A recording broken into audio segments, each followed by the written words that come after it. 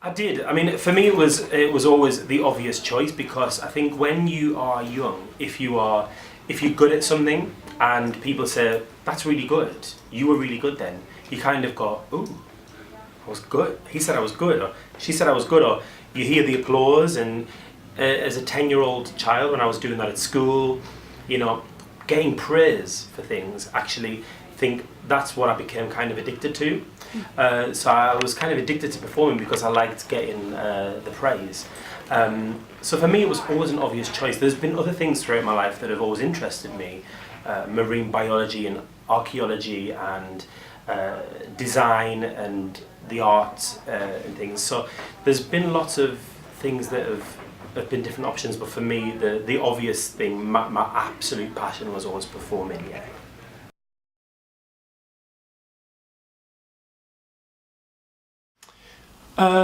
It's such a difficult question, especially when you're a singer and a performer. So many people have influenced me and taught me. I remember being 10, 11 years old and singing along to Elton John and George Michael, discovering Celine Dion and Mariah Carey and Whitney Houston, all these big vocalists. That was always something that really got everything going. I used to sing in the mirror to all these songs, and I actually think that's kind of how I learned how to sing, because I was making the same sound. I was singing along to Elton John and then George Michael and singing really high, and you know, singing along to Whitney Houston and finding style and nuances and stuff. So for me, all the big vocalists really inspired me, but I remember most of anything getting a cassette tape from my auntie, which was Andrew Lloyd Webber music, and listening every night in my Walkman then, because it was the 1980s, and just being addicted to this music. And that's what really got my passion for musicals. The songs mean so much more when they're acted and sung with complete passion, and the storytelling is so amazing. It's not just a pop song. So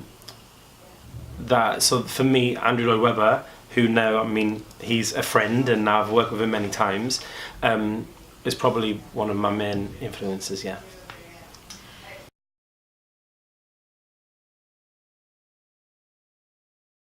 I think life would not be life if there weren't moments where you felt like throwing it in and giving up. Absolutely. As soon as the pressure gets too much, as soon as nothing is happening, as soon as hard things happen in your life, you kind of think, oh, I don't want to do that anymore. As soon as someone or something or a bad review, or it can be anything that makes you feel bad in any profession. I'm not just talking about singing. Anything can give you a hard day where you feel like you don't want to do that anymore.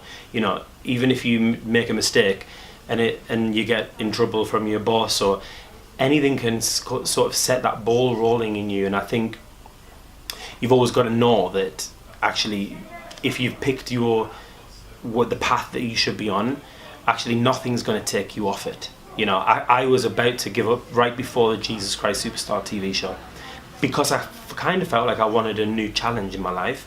My career had been great for 12 years, but I hadn't had the moment that I wanted to have, and it felt impossible.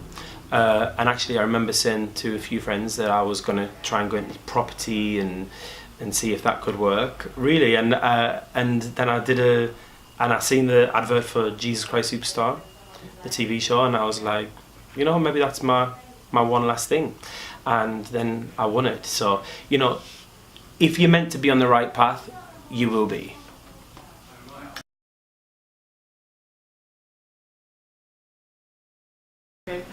As an actor, we always get no's for everything that you see me in. Every one production, there's been 100 productions where I've auditioned or been in the lineup or been thought for. So it's a hard thing. It's like you do like 9 auditions.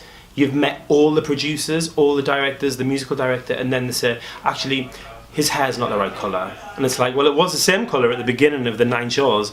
And it can be sometimes the littlest, smallest thing like that.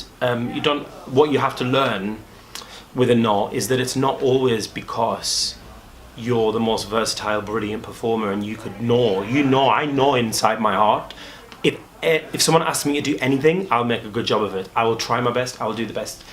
But they don't know that, and it's not. It's very hard in 30 seconds in a job interview or an audition to sort of get that across. And you know, yes, absolutely, I've had nulls, and you've just got to learn to get on with it.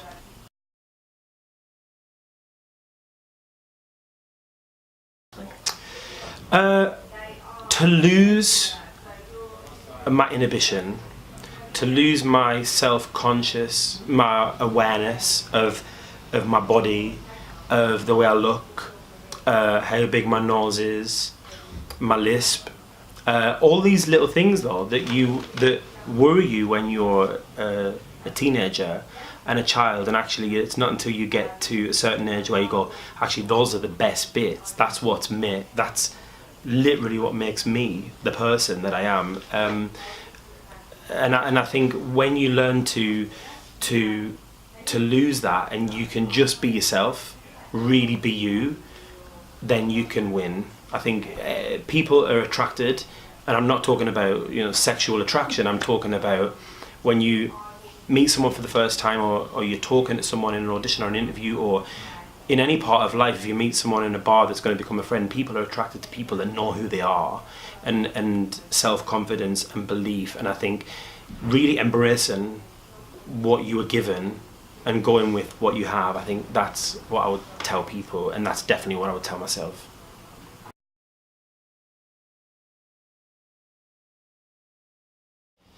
Oh God, I mean, there's so many people. I mean, I think I would say bravo to anyone that got up, did something positive, made their bed, had a really productive day, and went home and got back in that nicely made bed, because I think that's the key. I think if you can just carry on, always trying to strive, always trying to achieve something, always make your bed in the morning. So if it goes terrible, your day in the between, you've got a nice bed to get into at night. That's what I always say. And I think that's kind of the key. Life is about being at home. It's about having a safe place, having a nice place, and enduring the hours when you can achieve stuff. Go out, talk to people, meet people, be what you want to be. As soon as you come home and you've got that nice space again, bravo, you're winning at life.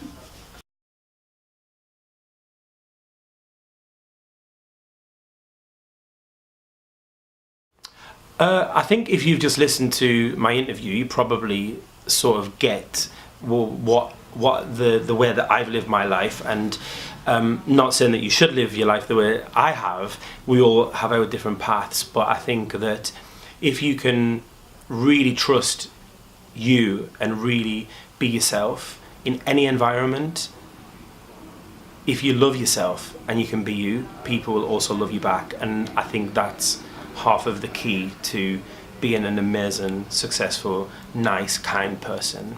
I think when you give out to life, you get it back 10 times.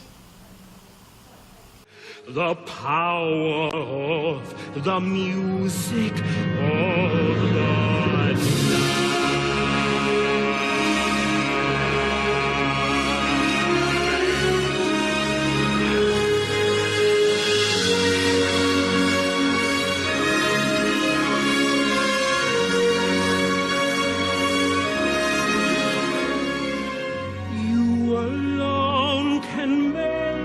Song take flight.